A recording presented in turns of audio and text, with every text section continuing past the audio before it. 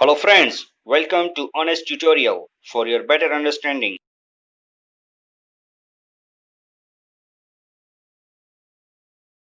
Hello friends, this is Akram and you are watching Honest Tutorial. Friends, in our last video we have seen some terminologies of the accountancy. Now we will move ahead to the other terminologies of the accountancy. The first point of today's video is the receipts. Receipts money क्या है? When money is received due to consequences of the business transaction is known as receipt. यानी business transaction के अंदर जब भी money यानी जो cash है जो वो हमारे बिजनेस के अंदर अगर आता है तो इसको बोलते हैं हम लोग receipt. This receipts are classified on the basis of their nature. यानी इसको भी हम लोग फिर क्लासीफाई करेंगे, उसका नेचर के मुताबिक उसको हम लोग क्लासीफाई करेंगे. किस प्रकार का रिसिप्ट है ये? अगर रिसिप्ट्स जो होते हैं वो दो प्रकार के होते हैं, वो नीचे मैंने यहाँ पे लिखा है capital receipts and revenue receipts. Receipts which are regularly received during the year and not regularly received during the year, ये दो प्रकार के जो हमारे क्लासिफिकेशन हम इसको रिसिप्ट्स को हम लोग कर सकते हैं. Business receives regular receives from day to day activities, यानी जो जो रोज़मर्रा की जो एक्टिविटीज़ है उससे जो हमें रिसिप्ट्स आती है.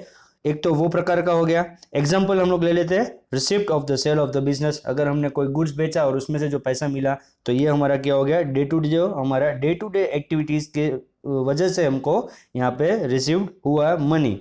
फिर रिसिप्ट ऑफ कमीशन, अगर हमारा कोई बिजनेस ऐसा है जो हम लोग कमीशन के बेस के ऊपर करते हैं तो उसका कमीशन हमको क्या है? डे टू डे आता रहेगा. तो ये जो है वो बना हमारा जो रेगुलर जो हमारी इनकम रहेगी उसको बोलेंगे हम लोग day to day receipt of the business. The receipts are received on regular basis and the receipts are categorized. जो अभी हमने बोला कि receipts जो है वो दो तरह के कैटेगरी बनेगी. फर्स्ट है regular receipt which are known as the revenue receipt. जो यहाँ पे मैंने लिखा है रेवेन्यू रिसिप्ट, यानी जो रेगुलर बेस के ऊपर जो हमें जिसकी भी इनकम हमको चालू रहेगी, डे टू डे हमको उसकी इनकम चालू रहेगी, उसको बोलेंगे हम लोग revenue receipt. And the second one is the capital receipt. Capital receipt क्या है? तो कैपिटल रिसिप्ट है the receipt is not received regularly, जिसकी हमको इनकम रेगुलर उसकी नहीं होने वाली है. This receipt is procured from the sale of the assets. This receipt is obtained by issuing debentures. ये रिसिप्ट हमको कब मिलेगा? जब अगर हम हमारी कोई एसेट को अगर हम बेचते हैं. फ्रेंड्स, हमने अभी हमारे नेक्स्ट जो पिछले वीडियो में हमने देखा कि एसेट्स कितने प्रकार की है, तो उसमें हमने देखा था नॉन करंट एसेट्स के अंदर टेंजिबल एसेट्स जो थे, यानी land, building, furniture, motorcycle, vehicle, ये सब हमारे जो टेंजिबल एसेट्स है.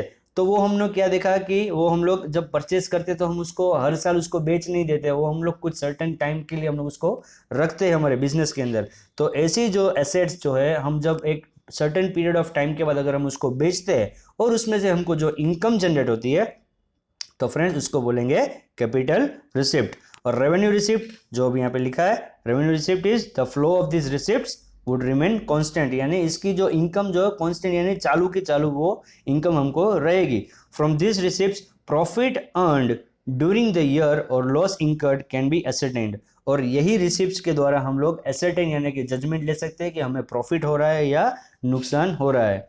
तो फ्रेंड्स, होप आप लोगों को ये रिसिप्ट वाला जो कंसेप्ट है वो समझ में आ गया होगा. One is the capital receipt, जो हमको लॉन्ग टर्म में जिसका हमको इनकम मिलेगी, यानी हमको एक साल के अंदर उसकी इनकम नहीं मिलती है तो वो हो जाएगा capital receipt. And the other type is the revenue receipt, यानी हमें उसकी जो इनकम जो रेगुलर रूटीन हमको कॉन्स्टेंट उसकी मिलती ही रहेगी, इसको बोलते हैं रेवेन्यू रिसिप्ट.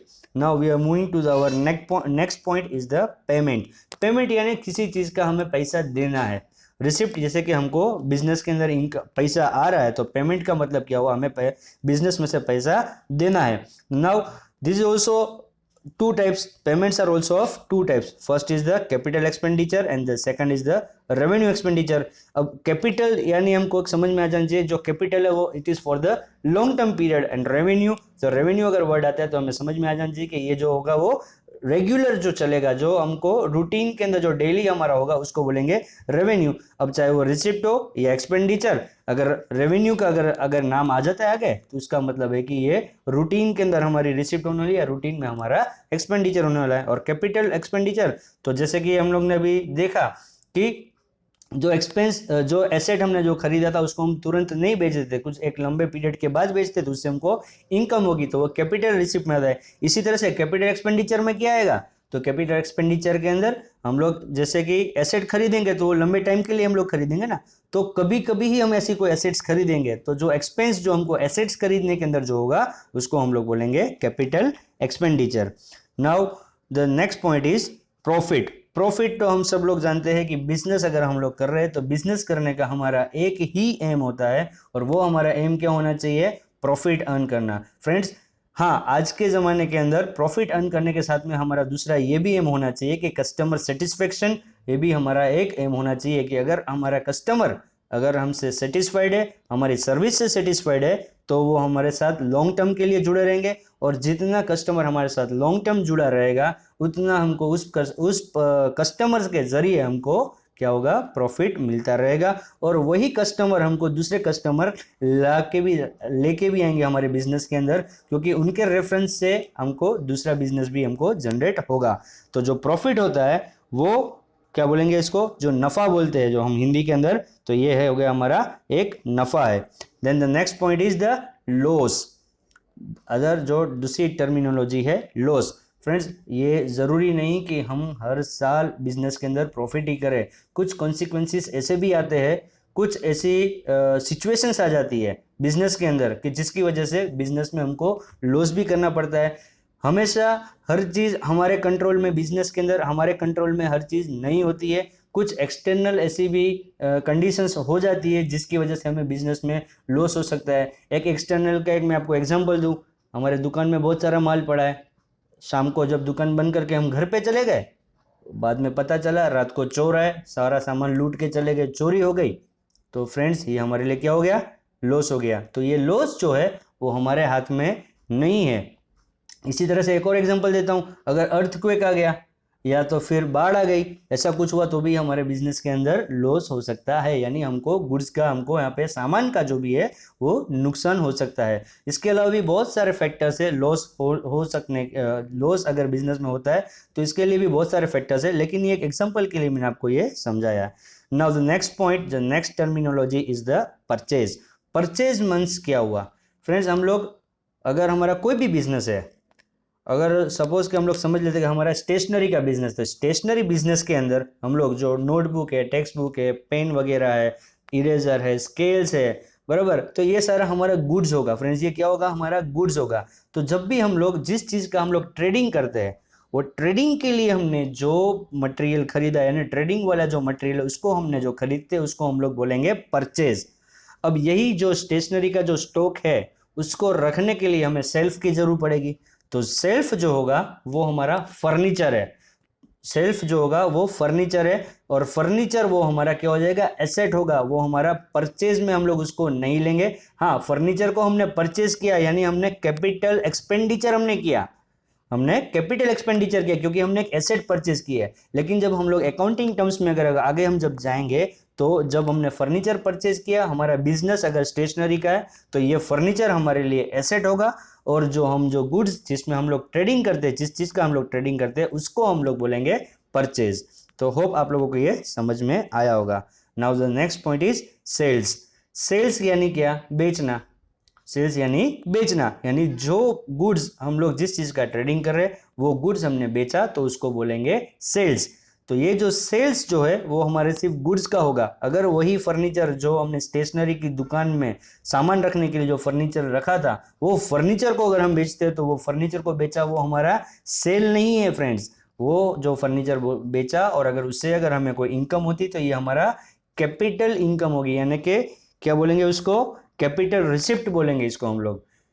समझ में आ गया होगा आप लोगों को फ्रेंड्स? जो गुड्स जिसमें हम लोग ट्रेडिंग करते हैं अगर उसको हम लोग परचेज करते हैं तो ही उसको हम बोलेंगे परचेज, और वही चीज़ को अगर हम बेचते हैं, जो गुड्स जिसमें हम लोग ट्रेडिंग कर रहे हैं, जो हमारा व्यापार है, उस चीज़ को अगर हम बेचते हैं तो उसको बोलेंगे sales. The next point is stock. Stock किस चीज़ का होगा? तो जो गुड्स जो हम लोग जिसका ट्रेडिंग करते हैं, जो हमारे पास पड़ा है माल, उसको हम लोग बोलेंगे स्टॉक।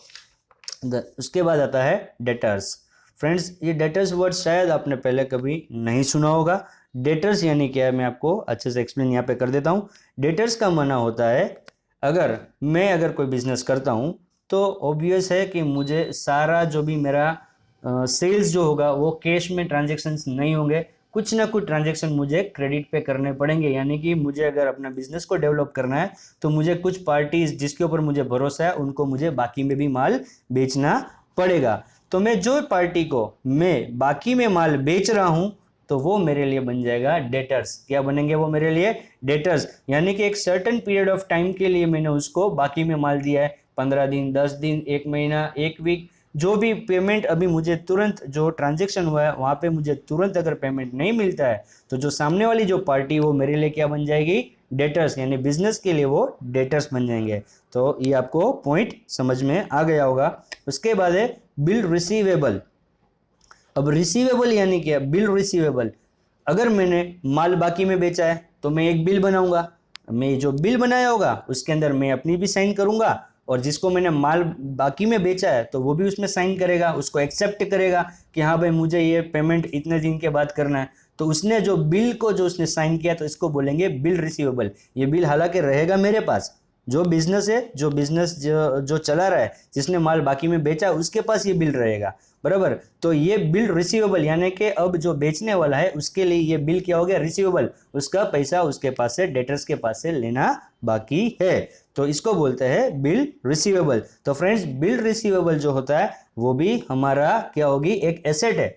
बिल रिसीवेबल भी हमारी एक एसेट है और जो डेटर्स है वो भी हमारा एसेट्स है। और हमने जो आगे जो एक पॉइंट पढ़ा था स्टॉक, तो ये भी हमारी एसेट है। तो ये stock, debtors and bills receivable ये हमारे किस प्रकार के रिसीवेबल है? तो ये हमारे होंगे करंट एसेट होगी हमारी, करंट, क्योंकि हमको इसका थोड़े समय में, शॉर्ट पीरियड ऑफ टाइम के अंदर, यानी विद इन 1 ईयर हमको इसका पेमेंट, हमको इनकम आ जाएगी, इसीलिए हमारे ये हो गए करंट एसेट। जो हमने पिछले वीडियो में हमने देखा था टाइप्स ऑफ एसेट्स के अंदर, एक होता था नॉन करंट एसेट, एक होता था करंट एसेट्स। तो ये stock, debtors and bill receivable ये किस में आएंगे? करंट एसेट्स के अंदर आएंगे। फिर नेक्स्ट पॉइंट है हमारा रिसीवेबल्स। तो रिसीवेबल्स में कौन कौन है? तो हमने भी देखा डेटर्स है वो हमारे रिसीवेबल है, बिल्स रिसीवेबल भी उसके अंदर हमारा रिसीवेबल में आ जाएंगे। यानी रिसीवेबल का मतलब हुआ जो हमें पैसा लेना बाकी है। उसके अलावा और कौन आ सकता है रिसीवेबल के अंदर?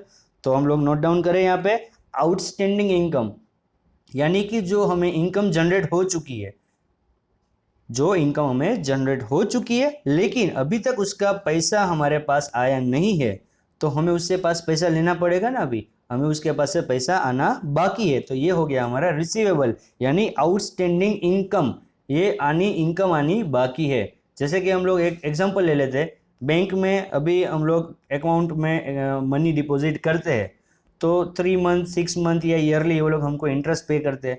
तो एक सर्टेन डेट फिक्स होती है कि ये डेट को उसका इंटरेस्ट मिलता है। वो डेट को इंटरेस्ट अभी नहीं मिला है लेकिन हमको मालूम है कि ये इंटरेस्ट इसका आने वाला है, तो ये हमारे लिए क्या हो गई? आउटस्टैंडिंग इनकम हो गई। इसी तरह से एक और चीज रिसीवेबल में आएगी, वो है प्रीपेड एक्सपेंसेस। प्रीपेड एक्सपेंसेस का मतलब क्या है कि जो हमने खर्चे तो हमने कर दिए लेकिन हमने आने वाले साल के लिए अभी, यानी जो सपोज के मैं अगर कोई रेंट पे अगर कोई दुकान लेता हूँ, मैंने 1 साल का रेंट अगर मैंने भर दिया है, एक्सपेंस मैंने कर दिया है, मैंने 1 साल का अगर मैंने रेंट भर दिया है मैंने, बराबर है, लेकिन मेरी जो फाइनेंशियल ईयर जो मेरा एंड होता है वो मार्च में ख़त्म होता है। तो मार्च के बाद का भी जो अगर मैंने पेमेंट कुछ करके रखा है, यानी कि सपोज कि ये 1 साल मेरा खत्म होता है जून के अंदर, तो मार्च के बाद जो मेरा 3 महीना और बढ़ गया ना, अप्रैल, मई और जून, तो ये 3 महीने का जो एडवांस में मैंने जो पेमेंट किया है वो मेरे लिए हो जाएगा रिसीवेबल। इसको बोलते हैं प्रीपेड एक्सपेंस। यानी जो एक्सपेंस मैंने जो किया है वो ये फाइनेंशियल ईयर को क्रॉस करके नेक्स्ट फाइनेंशियल ईयर के अंदर अगर वो चला जाता है तो उसको बोलेंगे रिसीवेबल। ये हो जाएगा हमारा प्रीपेड एक्सपेंस। तो फ्रेंड्स, होप आप लोगों को यहाँ तक के पॉइंट्स सब समझ में आ चुके होंगे। हम लोग आगे के पॉइंट्स हमारे नेक्स्ट वीडियो के अंदर हम लोग कवर करेंगे। Please like and share this video and don't forget to subscribe our channel.